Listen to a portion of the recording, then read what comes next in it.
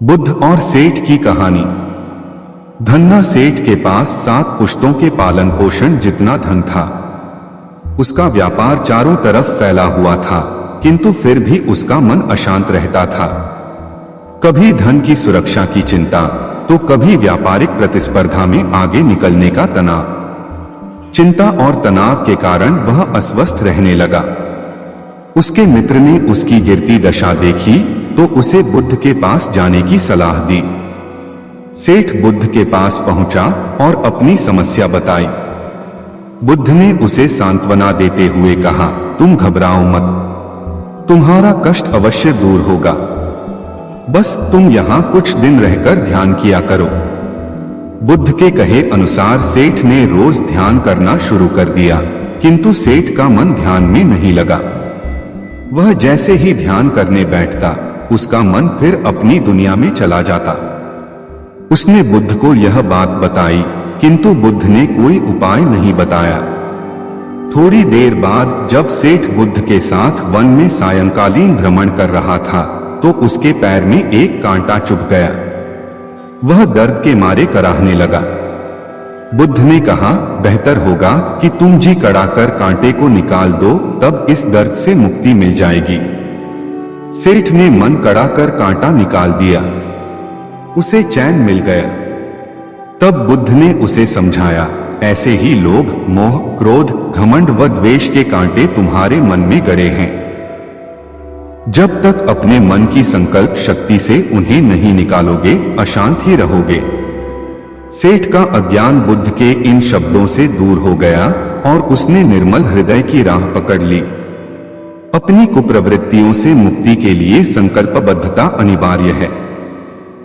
जब तक व्यक्ति दृढ़ निश्चय न कर ले, वह अपनी गलत आदतों से मुक्त नहीं हो सकता। भगवान बुद्ध से एक भिक्षु ने पूछा कि मैं सुखी होना चाहता हूं, क्या करूं? बुद्ध ने कहा कि तुम अपने मन से भोगों को निकाल दो। भोगों का लगाव तुम्हें सुखी होने नहीं देगा। भोगों से मित्रता मत करो, उनकी मित्रता तुमको नरक की ओर ले जाएगी। संसार के भोग चोर के समान हैं। ये चोर तुम्हारी आयु को धीरे धीरे नष्ट करते रहेंगे। अपने मन से स्वार्थ की भावना को बिल्कुल निकाल दो। ऐसा करने से तुम्हारे मन में सम्यक ज्ञान उत्पन्न होगा। उस ज्ञान के सहारे तुम धीरे धीरे वैराग्य को प्राप्त कर लोगे। वैराग्य सर्व सुखों का खजाना है। एक भिक्षु ने पूछा कि मैं लोभ को मिटा नहीं पा रहा, भगवान, मैं क्या करूं? बुद्ध ने कहा कि तुम लोभ को एक सीमा में बांध दो। इस अंकुश से उसकी शक्ति कम हो जाएगी। अगर लोभ से सावधान नहीं होगे तो जीवन दुखों से भर जाएगा। लोभ एक प्रकार का फटा हुआ थैला है। उसको जितना भी भरोगे वह भर नहीं पाएगा। लोभ एक प्रकार का नशा है।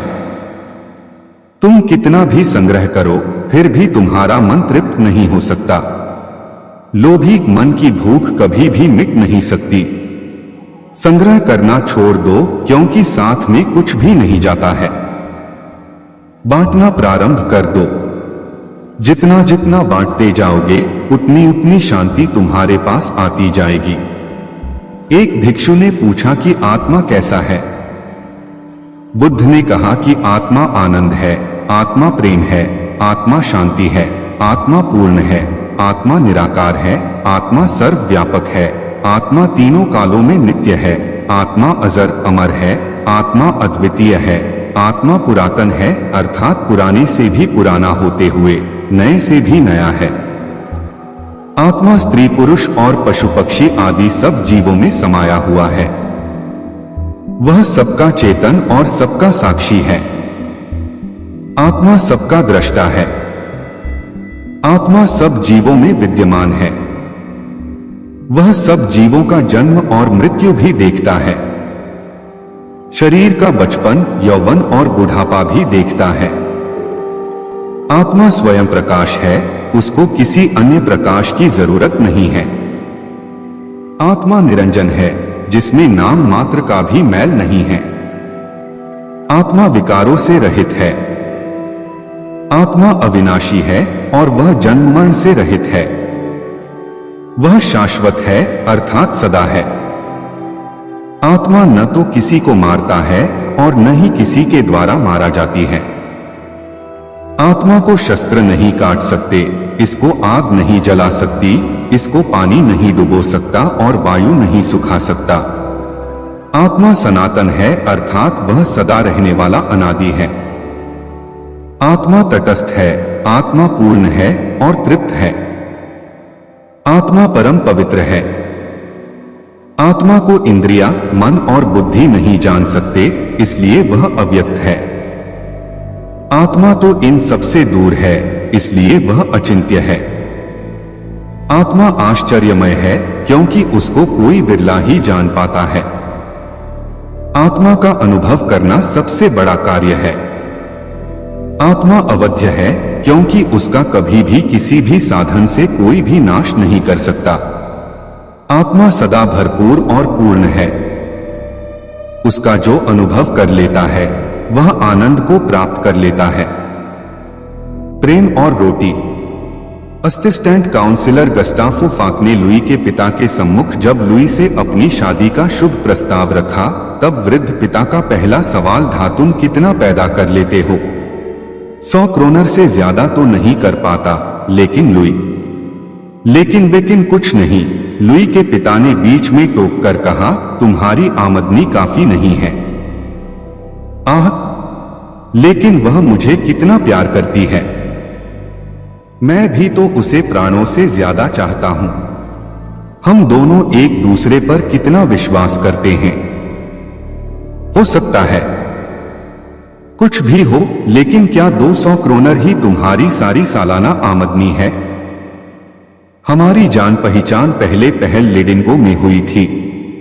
सरकारी तनख्वाह के अलावा भी तुम्हें कुछ ऊपरी आमदनी है क्या? लुई के पिता ने जोर देकर पूछा। हाँ, अच्छा, हमारे ख्याल से इतना ही हम दोनों के लिए काफी है। और फिर देखिए हमारा आपस में प्रेम। सो तो बिल्कुल ठीक है, लेकिन मुझे साफ साफ कुछ हिसाब किताब तो बताओ। ओह, उत्सुक प्रेमी ने कहा, मैं कुछ ऊपरी काम करके काफी पैदा कर सकता हूं।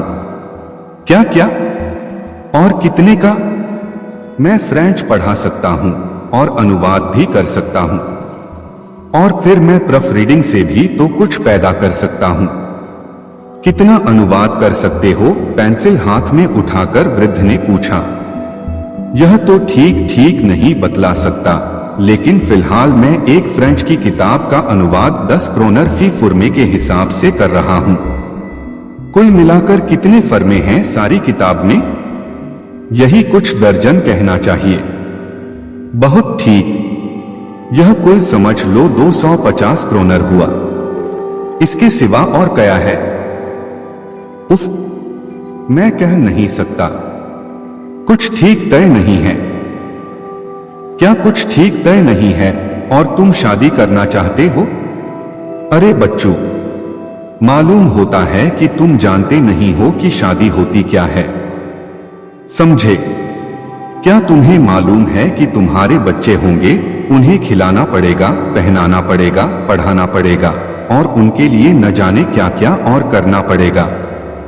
लेकिन फाक ने विरोध करते हुए कहा, बच्चे तो देर में भी हो सकते हैं और हम लोग इतना प्यार करते हैं कि बच्चों का जल्दी पैदा होना बिल्कुल निश्चित है।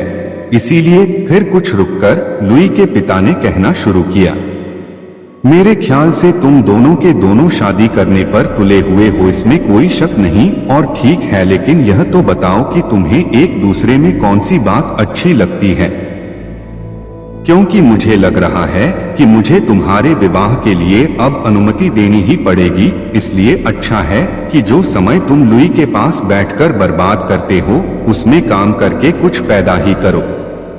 वृद्ध की इस स्वीकृति से युवक फाक एकदम खिल उठा और उसने बड़े सम्मान और आदर के साथ उनके हाथ चूम लिए। भगवान ही जानता है वह उस वक्त कितना खुश था और उसकी लुइयो वह भी तो फूली नहीं समाती थी। शाम को जब वे साथ साथ हाथ में हाथ डालकर घूमने गए, तो कैसा सुंदर गर्वसा अनुभव कर रहे थे और उनके मुखों पर एक विचित्र चमक सी खिल रही थी। अब वह शाम को उससे मिलने आने लगा था। साथ में वे छपे हुए कागज ले आया करता था जिनका वह प्रूफ ठीक करता होता। इसका पापा के ऊपर बड़ा अच्छा असर पड़ा और लुई ने भी सोचा कि मेरे लिए वह कितनी मेहनत करते हैं, यही सोचकर वह उसे चूम लेती। लेकिन एक दिन शाम को जरा जी बहलाने की गरज से वे थिएटर चले गए। वहां से लौटे तो एक सिकर में। इस सब में पूरे 10 क्रोनर खर्च हो गए। इसी तरह कई और दिन शाम को वह ट्यूशन पर न जाकर लुई के साथ घूमने निकल गया। जैसे जैसे शादी का दिन नजदीक आता जाता था, अपना घर सजाने की फिक्र उन पर सवार होती जाती थी। इसलिए कुछ जरूरी चीजें भी खरीदनी थीं। उन्होंने एक बढ़िया सा पलंग खरीदा जिसमें स्प्रिंगदार गड्ढे, बढ़िया चादर, तकिया और मच्छरदानी भी साथ में थे। लेकिन लुई को एक नीला रेशमी लिहाफू चाहिए था क्योंकि उसके बाल पीले सुनहरे रंग के थे, सो वह भी खरीदा गया। इसके सिवाय उन्होंने लाल शेड वाला एक लैंप खरीदा, वीनस की एक चीनी की प्रतिमा खरीदी और एक मेज ली जिसमें चाकू, छुरी, कांटे और शीशे के बर्तनों का एक बढ़िया सेट भी शामिल था। रसोई के लिए बर्तन खरीदने में लुई ने अपनी मां की सलाह और सहायता ली। तो इस तरह बेचारे असिस्टेंट काउंसिलर की नाक में दम था। इधर से उधर मकान ढूंढने के लिए दौड़े दौड़े फिरता, कारीगरों के काम की देखभाल करता, सब फर्नीचर आ गया या नहीं यह खबर रखता, चेक लिखता, क्या क्या नहीं करना पड़ रहा था बेचारे को। और इस बीच में स्वाभाविक ही है कि गस्टाफो कुछ पैदा नहीं कर सकता था। उसने सोचा शादी हो जाने पर फिर सब ठीक हो जाएगा, खूब किफायतशारी करेंगे। सबसे पहले तो एक छोटा सा ही मकान लेकर रहेंगे। और फिर सच बात तो यह है कि बड़े मकान के मुकाबले में छोटे मकान की सजावट अच्छी और आसानी से हो जाती है। तो इसलिए उन्होंने पहली मंजिल पर 600 क्रोनर पर एक मकान किराए पर लिया जिसमें 2 कमरे, एक रसोई और जिन्स के लिए एक कोठरी थी। पहले लुई का ख्याल था कि खुली छत वाले 3 कमरे ठीक रहेंगे। फिर उसने सोचा, जब हम एक दूसरे से इतना प्यार करते हैं तब इन सब बातों से क्या होता है। आखिर कमरे सजस जाकर ठीक हो ही गए। सोने के कमरे में 2 पलंग इस तरह खड़े थे माना किसी रथ के पहिए हों और वह रथ जीवन यात्रा पर चल दिया हो। नीले नीले लिहाफू, दूध सी सफेद पलंग की चादरें, बेलबूटों से कढ़े हुए तकिए के गिलाफू सब तितर बितर पड़े हुए बड़े खुशनुमा लग रहे थे। 200 क्रोनर का लुई का पियानो था जो दूसरे कमरे में रखा था। दूसरा कमरा बैठने, खाने और पढ़ने लिखने के लिए भी था। इसमें एक बड़ी और बढ़िया राइटिंग टेबल और मेल खाती हुई कुर्सियों के साथ एक डाइनिंग टेबल थी, एक बड़ा गिल्ट के फ्रेम का दर्पण, एक सोफा और एक किताबों का केस सारे के सारे कमरे की शोभा को बढ़ाकर जैसे उसमें बड़ा सुख और आराम सा भरे देते थे। विवाहोत्सव शनिवार की रात को संपन्न हुआ था और दूसरे दिन रविवार को काफी दिन चढ़े तक पति पत्नी सोए हुए थे। गस्टाफो पहले उठ बैठा, हालांकि सूरज की तेज रोशनी किवाड़ों की संदों में होकर आ रही थी, फिर भी उसने किवाड़ों को खोला नहीं। प्रत्युत लाल शेड वाला लैंप जला दिया जिसके अरुण प्रकाश में वीनस की चीनी की प्रतिमा एक रहस्यभरी आभा से ज्योतित होकर खिल पड़ी। तृप्त और अलसाई बधू भी पास ही लेटी हुई थी। वह खूब मीठी नींद सोई थी और क्योंकि इतवार का दिन था इसलिए सड़क पर मालस बाप के ठेले और खचड़ों का वह कोलाहल नहीं था जो उसे रोज जगा देता था। और जरा देर बाद ही गिरजे का मधुर घंटा टन टन बजने लगा, मानो पुरुष और नारी के मृदुल मिलन से उत्पन्न सौंदर्य सृष्टि के शुभावसर पर बाजे बजाकर बधाइयां दे रहा हो। लुई ने करवट बदली। गस्टाफो पर्दे के पीछे कपड़े पहनने चला गया, जहां से फिर वह रसोई में खाने की तैयारी के लिए आदेश देने चला गया। तांबे और टीन के नए नए बर्तन ओह कैसे जगमग जगमग चमचमा रहे थे और यह सब उसी का तो था और था उसकी प्यारी पत्नी का। उसने रसोइये से कहा, पास के ही रेस्तरों में जाओ और कह दो कि ठीक वक्त पर 2 जनों के लिए खाना यहाँ भेज दिया जाए। रेस्तरां का मालिक गस्टाफ और लुई के इस विवाह के विषय में पहले से ही जानता था और उसे खाना तैयार करके रखने के लिए आदेश भी 1 दिन पहले ही मिल चुका था। आज वह केवल सूचना पाने की प्रतीक्षा कर रहा था। तत्पश्चात दूल्हा महाशय फिर लौटकर शयनगृह के द्वार पर पहुंचे और धीरे से किवाड़ों को खटकाकर कहा, क्या मैं अंदर आ सकता हूं? एक हल्की सी चीख सुनाई पड़ी और फिर ही प्रियतमजरा बस ठहर जा। इस बीच में गस्टाफ मेज उठाकर रखता है, उस पर एक सफेद चिट्टा मिचपोश डालकर शीशे और चीनी के बर्तन, छुरियां, चाकू और कांटे सब कुछ सजाकर रख देता है। जैसे ही लुई ने कमरे में पदार्पण किया, सूर्य की रजत रश्मियों ने उसके गालों और सुनहरी केशों को चूमकर उसका स्वागत किया। लेकिन वह अब भी थकी हुई थी, इसलिए गस्टाफ ने उसे अपनी भुजाओं में भरकर आराम कुर्सी पर बैठाल दिया और आराम कुर्सी को सरकाकर, उसमें पहिए लगे हुए थे, टेबल के पास ले गया। फिर थोड़ी सी शराब लुई को चखाई जिससे वह चैतन्य हो गई। जरा सोचिए तो, अगर उसकी माता को मालूम हो जाए कि मेरी बेटी शराब पीती है तो शादी हो जाने पर तो यह किया जा सकता है। शादी करने का एक यही तो फायदा है कि बहुत सी न करने की बातें करने के लिए मिल जाती हैं। नया पति अपनी नई नई पत्नी की तनिक सी सुविधाओं का, जरा से आरामों का ध्यान रखता है। कितना आनंद आता है इसमें। यह तो ठीक है कि कुमारावस्था में भी मैंने बड़ी बड़ी दावतें खाई थीं, लेकिन उनसे क्या मुझे आनंद मिला था? कुछ भी तो नहीं। इस प्रकार की बातें गस्टाफ बियर के गिलास में ओंठ लगाए सोच रहा था। और यह कुंवारे लोग भी कैसे खोखले दिमाग के होते हैं, कूढ़ मगज। अरे शादी नहीं करना चाहते, यह भी कोई बात है भला? और कितने खुदगरज हैं यह लोग। इन लोगों पर तो मेरे ख्याल से टैक्स लगाना चाहिए, टैक्स जैसे कुत्तों पर लगता है। किंतु लुई अपने विचारों में इतनी कट्टर नहीं है। वह बड़ी सहूलियत और मीठेपन से इस बात को जोर देकर कहती है कि वे बेचारे जो शादी नहीं करते, रहन के काबिल हैं। अगर उनकी हैसियत शादी करने की हो तो वे कुंवारे कभी नहीं रहे। गस्टाफ के दिल में जरा सी कसक है, हाँ, लेकिन सुख कोई धन से ही तो नहीं मिलता। नहीं, लेकिन खैर कोई बात नहीं, थोड़े दिन में ही बहुत सा काम मिल जाएगा और तब फिर सब काम ठीक से चलेगा।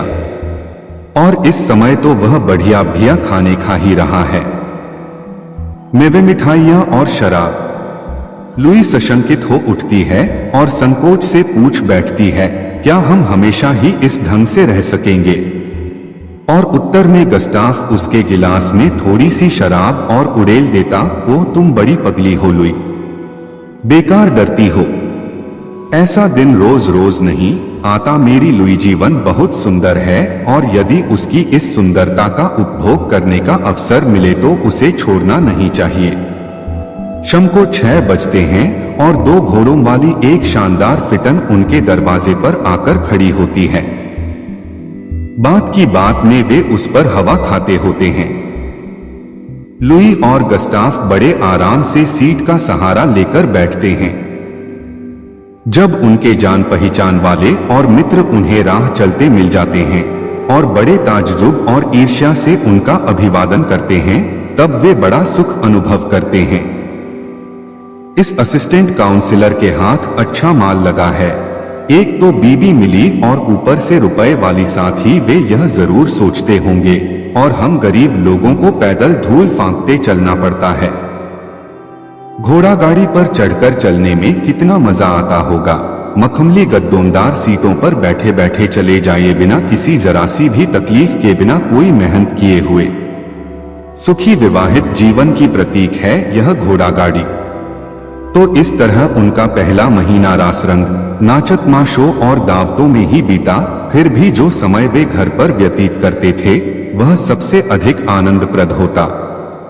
रात में लुई को अपने ससुर के घर से लाने में एक अजब तरह का आनंद गस्टा को आता। घर लौटकर वे जो चाहे सो करते। थोड़ा सा कुछ खाना तैयार करते, फिर खा पी कर काफी रात गए तक ग्रिपशप लड़ाते। गस्टाफ हमेशा कम खर्च करने के पक्ष में रहता, कम से कम उसका ऐसा ख्याल जरूर था। हालांकि व्यवहार में इस पक्ष के विरुद्ध कार्य करने में उसे कृतई कोई मुसीबत नहीं मालूम पड़ती थी। एक दिन नई दुल्हन और रसोइये ने मिलकर भुनी मछली में उबले हुए आलू मिलाकर तरकारी बनाई, लेकिन वह गस्टाफ को पसंद नहीं आई। जब एक दिन फिर लुई ने वही तरकारी तैयार की, तब उसने बाजार जाकर 1.5 क्रोनर की कुछ बड़ेरे खरीद ली और सोचा कि मैंने बहुत सस्ता सौदा पटा लिया। लेकिन घर पहुंचा तो लुई ने उल्टी ही बात कही। उसने कहा, तुम ठग आए और फिर शिकार खाना फिजूल खर्ची करना है। फिर लुई ने सोचा कि इतनी छोटी छोटी सी बात के लिए पति से विरोध करने से काम कैसे चल सकता है। कुछ महीनों बाद लुई फाक की तबीयत खराब हो गई, लेकिन बात क्या थी यह किसी की समझ में नहीं आता था। क्या सर्दी लग गई? क्या पीतल या तांबे के बर्तनों में खटाई की कोई चीज भूल से रखने की वजह से जहरीली हो गई होगी और उसे लुई शायद खा गई हो। डॉक्टर को लुई को देखने के लिए बुलाया गया। उसने खूब अच्छी तरह परीक्षा करने के बाद कहा, कुछ भी तो बीमारी नहीं है, और ठट्टा मारकर हंस पड़ा। लेकिन लुई तो बहुत बीमार थी। शायद दीवार के कागज में संख्या आ रही हो और वह हवा में उड़कर उसकी सांसों द्वारा अंदर पेट में पहुंच गई हो। इसलिए गस्टाफो दीवार का कुछ कागज छुड़ाकर एक केमिस्ट के यहाँ ले गया और उसने कहा कि इसका ठीक से बारीक विश्लेषण करो। और केमिस्ट के वैज्ञानिक विश्लेषक ने घोषणा की कि इस कागज में किसी तरह की कोई भी जहरीली चीज नहीं है। लुई की बीमारी कम नहीं हो रही थी। किताबें पढ़ना शुरू की और उसे लुई की बीमारी बुकदंद डॉक्टर लगी। बस उसने अपना इलाज करना शुरू कर दिया। उसके कमरसी धोए जाते थे और 1 महीने के अंदर अंदर उसकी दशा सुधरती ही हुई हो। यह सब कुछ तो अकस्मात ही हो न गया। इतनी जल्दी यह कुछ हो जाएगा, यह तो पापा और मामा ने भी नहीं सोचा होगा। लोग उन्हें क्या खुशी न होगी। और जो बच्चा होगा वह लड़का तो जरूर ही होगा, इसमें भी भला कोई शक हो सकता है। तो फिर उसका अभी से नाम भी सोच लेनी जरूरी है। यह सब तो लुई ने सोचा और खुशी से फूल गई। लेकिन उसने यह भी सोचा कि खर्च का क्या प्रबंध होगा। और पति से बोली, देखो जी, तुमने अभी तक अपनी आमदनी बढ़ाने के लिए कोई भी प्रयत्न नहीं किया है और जो कुछ फिलहाल कमा रहे हो उससे तो कृतई अभी भी पूरा नहीं पड़ता। यह ठीक है कि अब तक हम लोग जुड़ा ठाट बाट से रहते रहे हैं, लेकिन मैं सोचती हूँ कि अब जरा खर्च कम करना होगा और तभी काम ठीक से चल सकता है। दूसरे ही दिन असिस्टेंट काउंसलर साहब अपने एक बैरिस्टर दोस्त के पास प्रॉमिसरी नोट पर रुपया उधार लेने पहुंचा। गस्टाफो ने अपने दोस्त को समझाया कि कितने जरूरी खर्चे उसके सिर पर आ पड़े हैं। हाँ, बैरिस्टर ने मानते हुए कहा, यह तो ठीक है ही। शादी करना और कुटुंब बढ़ाना बड़ा महंगा व्यापार है। मैं तो कभी इस व्यापार में हाथ नहीं डाल सकाए। यह सुनकर आगे और खुशामद करना गस्टाफ की हया ने पसंद नहीं किया। खाली हाथ जब वह घर लौटकर पहुंचा तो खबर मिली, कोई 2 अनजान आदमी तुम्हें पूछते थे। नहीं नहीं, वे सैनिकों की तरह हट्टे कट्टे जवान थोड़े ही थे, वे काफी प्रौढ़ व्यक्ति थे। अरे तब मेरे उपसला के मिलने वाले होंगे, मेरी शादी के बारे में सुनकर आए होंगे। जही नहीं नौकर बीच में टोककर बोला, वे उपसला वाले नहीं थे, वे यहीं के स्टाखामी थे और लाठियां लिए हुए थे। हमारी समझ में तो कुछ आया नहीं, लेकिन वे कह गए हैं कि हम अभी लौटकर आते हैं। गस्टाफ फिर बाजार चला गया और इस बार रसभरी खरीद लाया। घर आकर उछलते हुए बोला, जरा सोचो तो सही लुई, सिर्फ 1.5 क्रोनर में इतनी सारी रसभरी, और तब जब मौसम नहीं है इनका। कैसा बढ़िया सौदा रहा है न? सो तो ठीक है। टके सेर ऊंट बिकता है तो भी महंगा होता है। जब पैसा नहीं होता पास में, बतलाओ न हम क्या इन फिजूल खर्चियों को बर्दाश्त कर सकते हैं। प्रिय, कोई परवाह नहीं है, मैंने कुछ और काम ढूंढ लिया है। लेकिन हमारे ऊपर जो कर्जा है सो कर्जा तो क्या हुआ, मैं और कुछ रुपया लेकर उसे चुकाने का प्रबंध कर रहा हूं।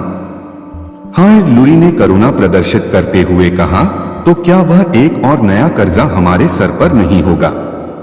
अगर होता भी है तो क्या हुआ, एक जगह से तो छुटकारा होगा। लेकिन तुम खामखा यह परेशान करने वाली बातें क्यों छेड़ बैठती हो? कैसी बढ़िया रस भरी हैं और इनके ऊपर शैरी का एक गिलास कितना मजा देगा जानती हो। और इतना कहते ही गस्टाफ ने नौकर को हुक्म दिया, जाकर फौरन शैरी की एक बोतल ले आओ, सबसे अच्छी वाली। उस दिन तीसरे पहर को जब लुई सोकर उठी तो उसने फिर कर्ज का सवाल उठाया। उसका ख्याल था कि वह जो कुछ कहने जा रही हैं उससे गस्ताफो नाराज नहीं होगा। नाराज तो वह हो ही नहीं सकता। तब क्या वह घर के लिए कुछ रुपया चाहती थी? लुई ने समझा, पंसारी का रुपया नहीं दिया गया है, गोश्त वाला धमकी देता था और वह फिटन वाला सईस भी कहता है कि हिसाब तय कर लो।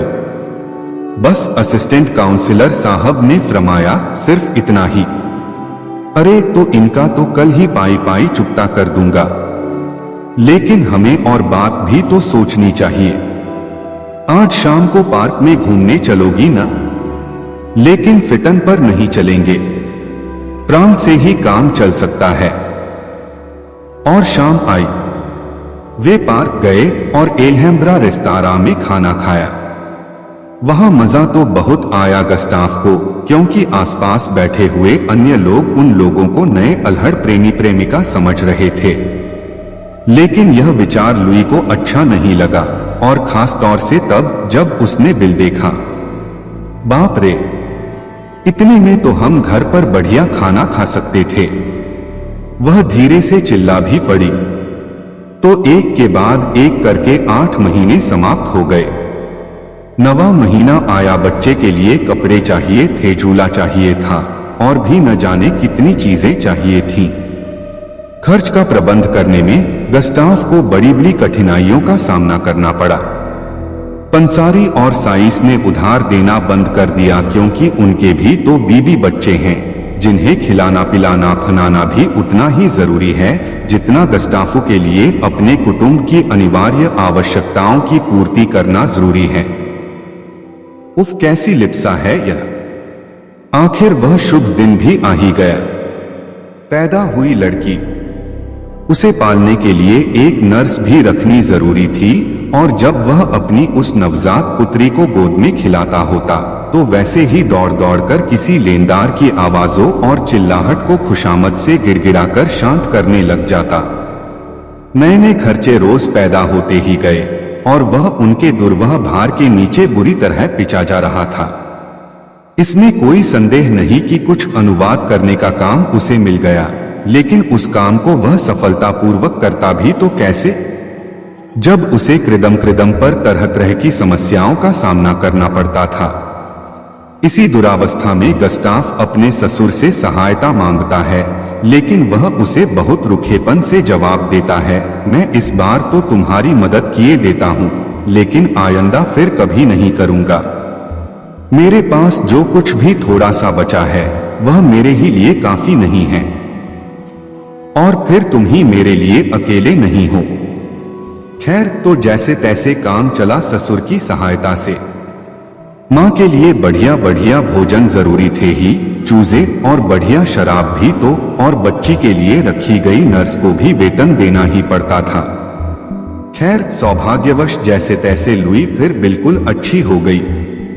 उसका पहला सौंदर्य और आकार लौट आए। तब एक दिन ससुर ने फिर दामाद से कहा, अगर बर्बाद नहीं होना चाहते तो अब आइंदा और बच्चों के लिए कोशिश मत करना। फिर भी कुछ दिनों तक गस्टाफो फाक का छोटा सा कार्टून प्रेम और ऋण पर पलता रहा, लेकिन और कब तक पलता रहता। एक दिन दिवालियेपन में आकर गला दबोच ही तो लिया। घर के मालस बाप की कुर्की पर चढ़ने की नौबत आ गई। तब एक दिन लुई के पिता आकर मां बेटी दोनों को लेकर चलते बने। सिकर्म में बैठते बैठते वृद्ध यह कहने से न चुका, मैंने अपनी पुत्री एक ऐसे शख्स को उधार दी थी जिसने उसकी इज्जत उतारकर उसे साल भर बाद ही लौटा दिया। लुई खुशी से गस्टाफ के साथ रहती, लेकिन वहां तो पेट के लिए एक नाज का दाना तक भी तो नसीब नहीं था। वह अकेला रह गया। एक दिन कुक अमीन वही लाठी वाले लोग आए और उसके मकान से रसोई के बर्तन तक उठाकर ले गए। घर में न एक फूटी कौड़ी बची, न पानी पीने को एक गिलास और न लेटने को टूटी चारपाई और न फटा बिस्तर ही। गस्टाफो का असली जीवन अब शुरू हुआ था। उसने किसी तरह एक दैनिक समाचार पत्र में प्रूफरीडी की जगह पाली थी, जहां उसे रात को 8-8, 10-10 घंटे तक काम करना पड़ता था।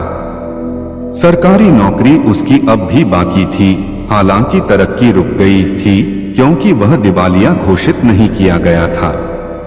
ससुर साहब ने उसके ऊपर इतनी दया जरूर की कि उसे इतवार को अपनी पत्नी और पुत्री से मिलने की अनुमति दे दी, लेकिन एक क्षण के लिए भी वह लुई को अकेले में गस्टाफ के पास नहीं रहने देता था। जब शाम को वह अपने अखबार के ऑफिस में जाने लगता था तो वे लोग उसे दरवाजे तक पहुंचाने आते थे और वह अपने कुचले हुए मरे हुए आत्मसम्मान को लेकर विदा हो जाता था। अपने ऊपर से सारे बोझ को उतारने में संभव है गस्टाफ को 20 वर्ष लग जाएं और तब क्या वह अपनी पली और पुत्री का भरण पोषण कर सकेगा? शायद नहीं, और अगर दुर्भाग्य से इसी बीच में उसके वृद्ध ससुर साहब धुरक जाएं, तब तो वे सबके सब बिना घर बार के हो जाएंगे। इसलिए उस क्रूर हृदय वाले अपने वृद्ध श्वसुर के प्रति भी उसे कृतज्ञ होना चाहिए, जिसने इतनी निर्ममता से उसके सारे मानवीय सुख को उससे जबरदस्ती छीन लिया। हाँ, और मानव जीवन स्वयं भी तो आज इतना कठोर और कुरूप हो उठा है। खेत में हल चलाने वाले जानवरों का गुजारा तो आसानी से हो जाता है, लेकिन सारी सृष्टि में मनुष्य ही ऐसा प्राणी है जिसे अपना पेट भरने के लिए मेहनत मजदूरी करने की जरूरत पड़ती है। कितनी शर्म की बात है। और यह शर्म चीख चीख कर पूछ रही है कि इस जीवन में हर एक इंसान को क्यों मेवे मिठाई खाने को नहीं मिलते, अरे क्यों रोटी भी नहीं मिलती। बुद्ध का चमत्कार। किसी नगर में एक दुकानदार था। उसकी कपड़े की दुकान थी। वह बड़ा ही ईमानदार था और अपने ग्राहकों के साथ उसका व्यवहार बड़ा अच्छा रहता था, इसलिए उसकी दुकान खूब चलती थी। अचानक दुकानदार के सामने एक कठिनाई आ गई। उसका छोटा लड़का उसके साथ दुकान पर बैठता था। जाने कहां से उसको आदत पड़ गई कि दुकान पर जो भी खरीदार आता वह उसकी टोपी या पगड़ी उतारकर फेंक देता। दुकानदार ने उसे बहुत समझाया, डराया, धमकाया, मारा पीटा, लेकिन उसने अपनी आदत न छोड़ी। धीरे धीरे लोगों ने उसकी दुकान पर आना कम कर दिया। दुकानदार बहुत ही परेशान हो गया। अब वह क्या करे? लड़के की मां नहीं थी, इसलिए घर पर अकेले उसे छोड़ भी नहीं सकता था। संयोग से एक दिन उसकी दुकान के सामने से भगवान बुद्ध निकले। उसने अपनी परेशानी उन्हें बताई। तथागत, आप जैसे भी बने इस लड़के को ठीक कर दीजिए, मैं आपका बड़ा एहसान मानूंगा। बुद्ध ने सारी बात सुनकर कहा, मैं तुम्हारे लड़के को ठीक तो कर दूंगा, लेकिन एक शर्त है। दुकानदार ने पूछा, क्या? वे बोले, मैं या तुम्हारा बालक जो करे तुम उसमें रोक टोक नहीं करोगे। दुकानदार राजी हो गया। अगले दिन बुद्ध अपने सिर पर एक साफा बांधकर उसकी दुकान पर आए। लड़का तो ताक में था ही। जैसे ही बुद्ध बैठे कि वह उठा और उनका साफा उतारकर सड़क पर फेंक दिया। बुद्ध ने हंसकर कहा, शाबाश बेटे। उन्होंने उसे पुचकारा और कहा, जरा दौड़कर साफे को उठा तो लाना। लड़के ने छलांग लगाई और साफा उठाकर ले आया। बुद्ध ने कहा, मेरे सिर पर इसे बांध दो। लड़के ने उसे उल्टा सीधा करके सिर पर लपेट दिया। दूसरे दिन बुद्ध फिर उसकी दुकान पर आए। उनके सिर पर साफा था, पर वे दुकान के सामने एक लकड़ी और छोटी कुल्हाड़ी डाल आए थे। दुकान पर आते ही उन्होंने लड़के को अपने पास बुलाया और कहा, बेटा, उस कुल्हाड़ी को उठाकर जरा लकड़ी के टुकड़े कर देना। दुकानदार ने सुना तो वह बड़ा घबराया। कहने को हुआ कि महाराज, आप यह क्या करवा रहे हो? लड़का अपना पैर काट लेगा, पर वह कुछ न बोलने का वचन जो दे चुका था। लड़के ने कूदकर कुल्हाड़ी उठा ली और लकड़ी को काटने लगा। वह थोड़ी ही देर में थककर लौट आया और बुद्ध के पास बैठ गया। बुद्ध ने 7 दिन तक उससे कुछ न कुछ कराया। उसके बाद बच्चे की साफा उतारने की आदत एकदम छूट गई। दुकानदार चकित रह गया। उसने बुद्ध से कहा, तथागत, आपने यह क्या चमत्कार कर दिया? बुद्ध बोले, हम लोग दिन भर में बच्चे से 20 बार कहते हैं, यह मत कर, वह मत कर, लेकिन एक बार भी यह नहीं कहते कि यह कर। बालक कुछ करना चाहता है। तुमने देखा, जब जब मैंने तुम्हारे लड़के को कुछ करने को कहा, उसने कितने आनंद से उस काम को किया। दुकानदार ने भगवान बुद्ध के चरणों में गिरकर अपनी भूल स्वीकार कर ली। उस दिन से उसका बिगड़ा बालक सुधर गया। उपकार।